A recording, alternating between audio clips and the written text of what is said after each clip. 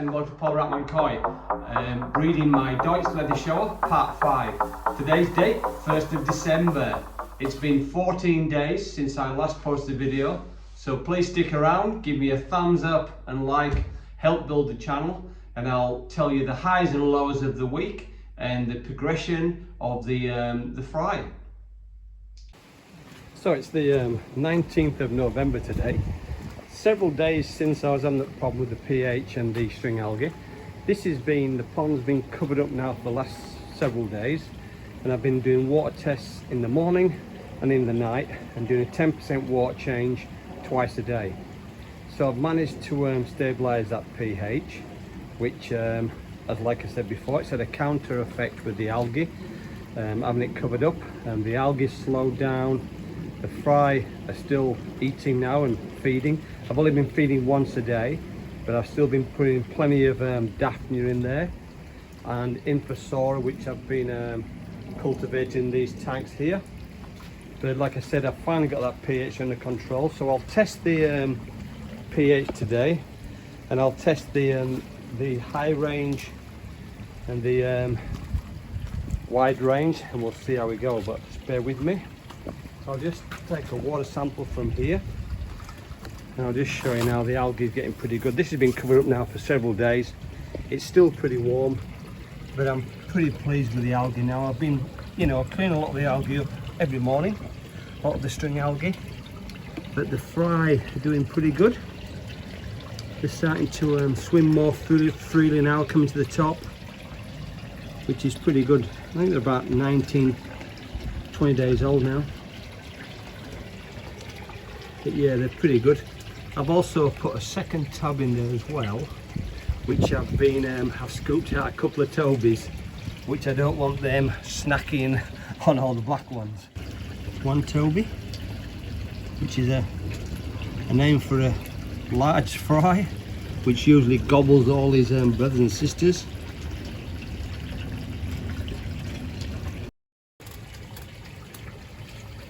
See if you can get a better shot of the fry there. I just used a brolly just to cover up that glare from the sun.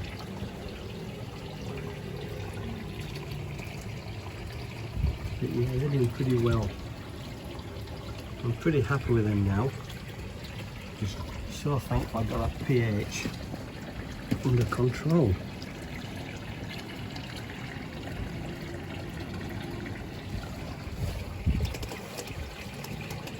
But yeah, they're doing pretty well then. And a toby down there, a couple of tobies down there, Kohako will be scooping out and putting them in that one there with the rest of the tobies, just so they don't eat the brothers and sisters.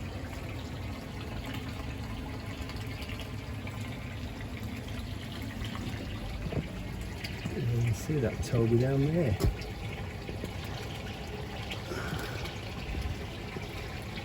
Where's he gone? He's there. You can see the difference in size between the black ones next to him. So with the Showa spawns, the Kohakus, which is the white fry, they always get the biggest. They always just usually chomp up all the black ones, so you have to monitor them. If you've got a few in there by mistake, you have to scoop them out. And if you want to keep a few Kohakus to see how they develop, you need to put them in a separate container. Like I've got a second laundry basket in there, and that's where I put all the tobies. I still feed them in there, so they still get the same nutrients, just less gobbling up their brothers and sisters. But yeah, they're doing pretty good then, so I'm pretty happy. So you can see it down there, it just chases all the little black fry. So I'll try and scoop them out before they gobble them all up. I'll get a water sample now. I'll just do a pH test from here.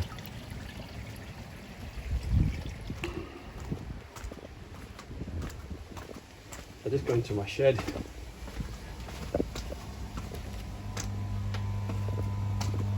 So I've got my sample here. So I'll do a wide range test now. Just bear with me. So up to the line. Just use a small syringe. Up to the line. So the pH wide range is, I bought some new API just to make sure everything's okay, and that's 3 drops, that's a wide range. 1, 2, 3. Bit of a shake. I'll pop that down there. Right, I'll now do a high range, which is 5 drops.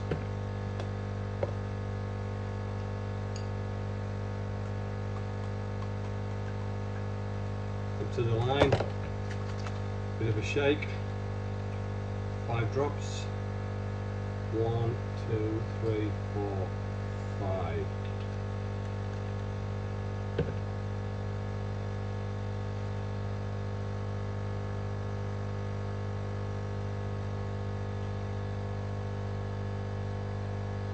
I'll leave them for a while now for 3 minutes. I'll just spin the camera around. So the wide range is between 7.2 and 7.6. That's the wide range, so I'm pretty happy with that. Now the high range is same again, probably about between 7.4 maybe, 7.4, which is pretty good as well. So I'm pretty happy with that pH. Like I said, I've been battling for the last few weeks, but I've finally got that string algae under control, and the pH is starting to come down slowly.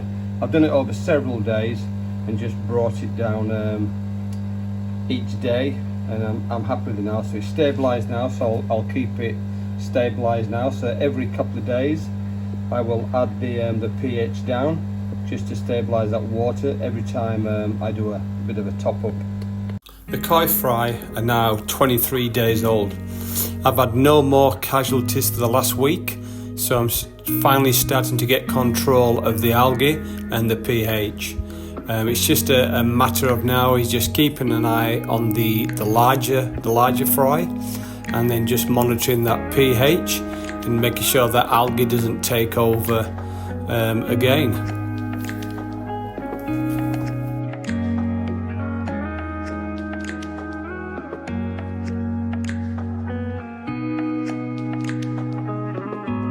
Each day I will scoop out the tobies, the larger fry, and place them in the isolation net, just to prevent them from eating all the small black fry, which are the ones that I need to keep.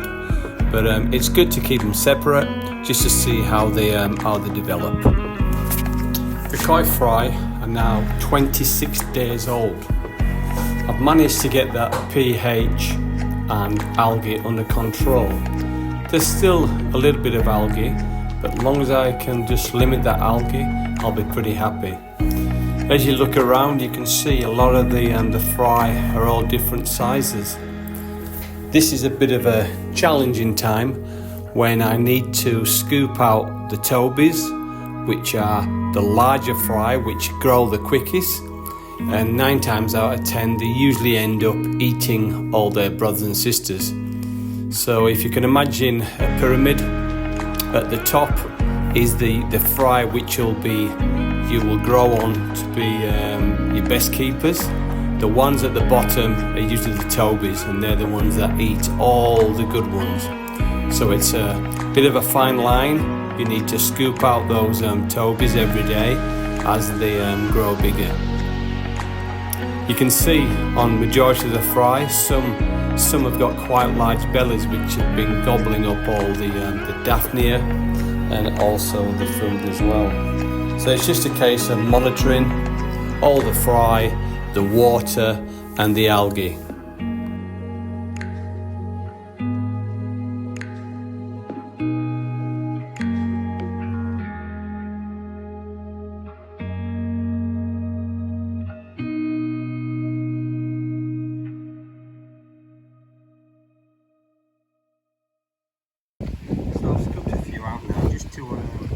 Show you the comparison, how differently they do grow.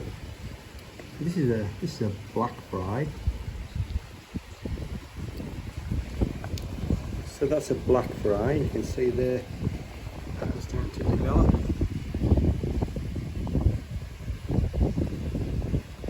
there's some small black ones as well. But like I said before, with kohakus, you need to scoop those big ones out, otherwise they just get too big and they start eating on the black fry. The black fry, the leather Doitsu Showas are quite slow growing, so you need to give them the best opportunity to start developing before they get eaten. You can see some of the comparison there in size. So if I scoop one of the original black fry out, let's have a look at that, you can see the difference there in size. There's also a bit of underlining benny starting to appear.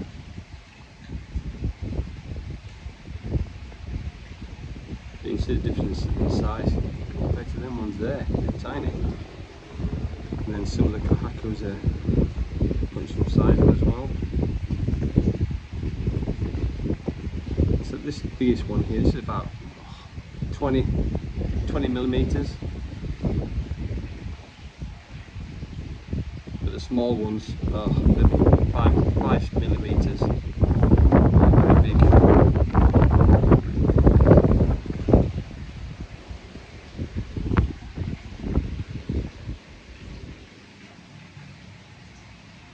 But yeah, just hold a bit closer.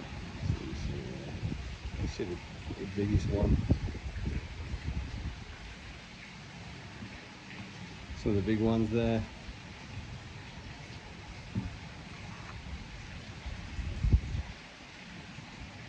I'm going to separate a few of these big ones and put them in my other raising tank. You can see the pattern start to develop on that one there. That's quite nice, that one. But these small ones, they're tiny. So I'm going to put, I've separated just a couple of bowlfuls, and I'm going to pop them in this spare tank around here. These are the smaller ones. Just give them a chance to maybe catch up to the brothers and sisters. So I just scooped out a couple of bowlfuls of smaller ones, and I'll put them in this tank here. About 1600 litres, so I'll put them in this tank here. I'm just going to do a rough scale count how many's in the bowl, just for future reference, so I know exactly how many I'm dealing with and how many I'm keeping. So these are just the smaller ones. I'll pop them in the bowl now, in the tank. So I'll put 200 into this tank here. You probably can't really see them because the sunlight's right on us. As you can see down there, probably can't see the fry. Daphne in there as well, so I'll put some of that water in there now with that baby Daphne in there. So hopefully that should start taking off over the next few days. We'll see how it goes, but at least there's some small Infosora in there and some small Daphne babies. You can just see them. Just see them there. Small little babies. And when you see that bit, you can see the small Infosora and the small Daphne in that jar there. So I'll put a couple of jarfuls of this in there a day, just to assist with those smaller ones, just to give them a few more nutrients. Yeah, you see the small Infosora in there, little small particles.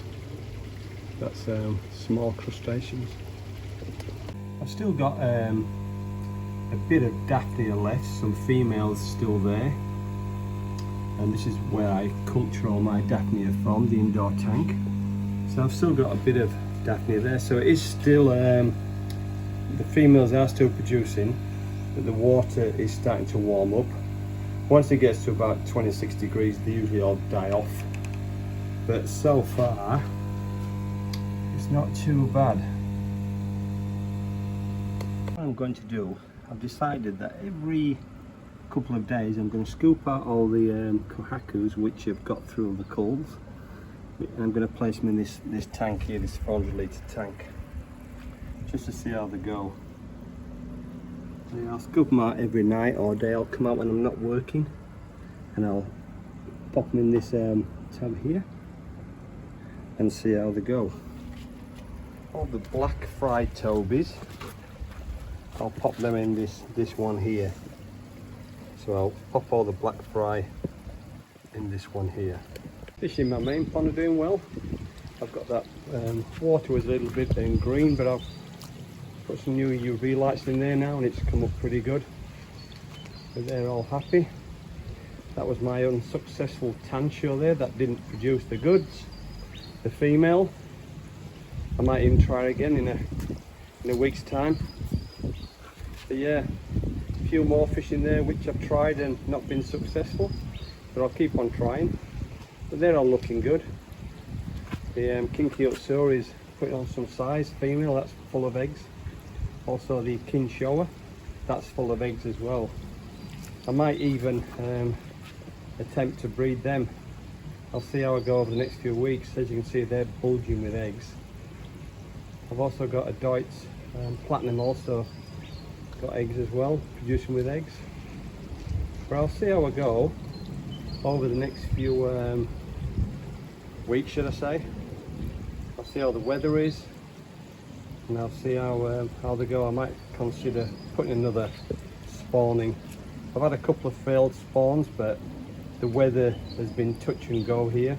So we've still got cold nights, so the water hasn't been heating up to about 21-22 degrees. But over the next few days it's forecasted very warm weather, up in the high 30s, which will mean that the water will stay consistent overnight.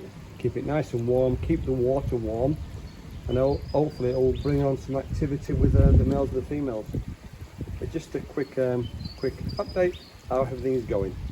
In my corner pond, my grown pond, these are coming up pretty good as well. These are getting very active lately, so yeah, I'm just feeding them probably 10 times a day, just small handfuls, just to keep the bacteria working the filter box and keep them consistently with food.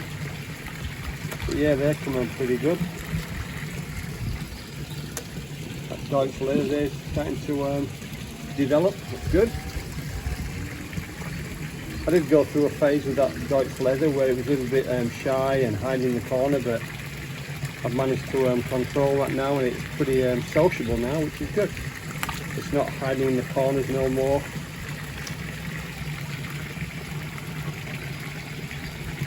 But yeah, they're coming pretty good then.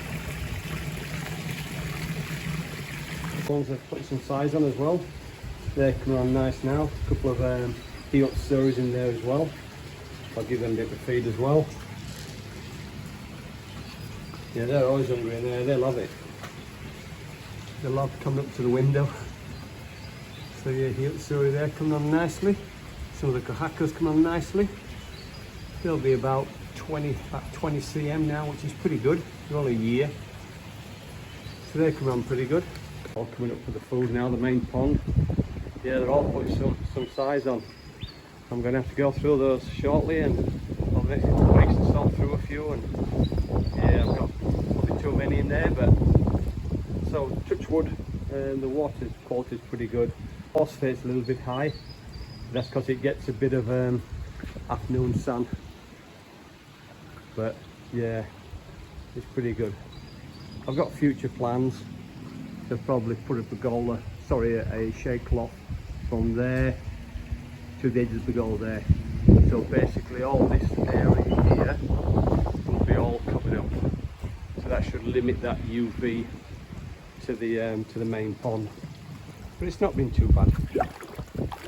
Yeah, a little bit of string algae in there, but that's expected this time of the year. They're all pretty active, plenty of air in there. Obviously, yeah, preparing for the hot weather coming. Plenty of air, plenty of water changes, and shade on top as well. Hope you've enjoyed this video. Please like and subscribe. I'll get the next video out with the leather Doitsu Showa fry. I'll get that out in another 2 weeks time, just to give you an update if they are developing and how they are developing.